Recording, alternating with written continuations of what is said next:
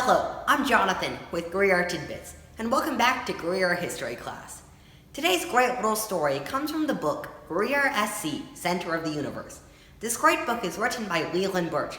He's a Greer native who spent most of his life right here in Greer and grew up here in Greer. The story from the book that we're going to be looking at today comes from when Ronald Reagan visited Greer. But let's go back a few months. A man named Fishner here in Greer decided that he wanted to bring Greer some notoriety. So he devised a plan.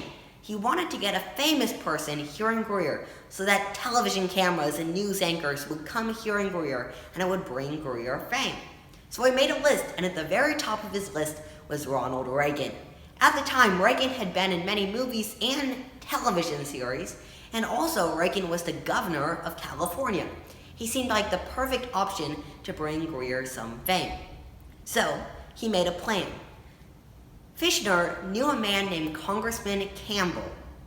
Now, Congressman Campbell had connections to Reagan.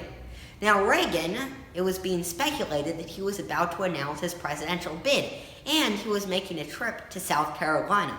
Most suspected that that would be to gain support here in South Carolina.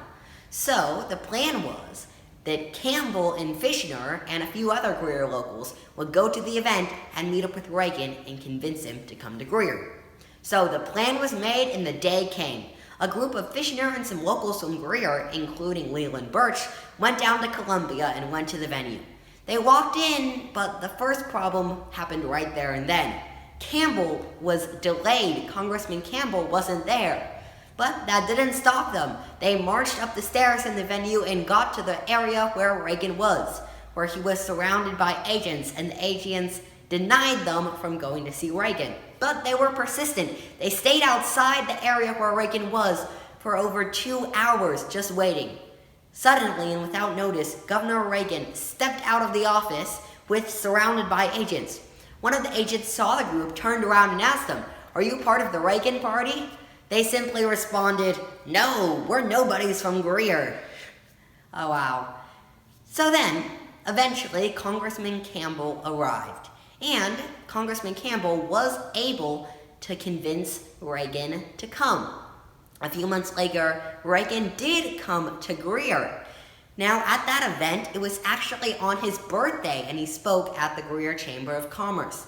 Television cameras were here, news anchors and newspapers. It was everything that Fishner had imagined.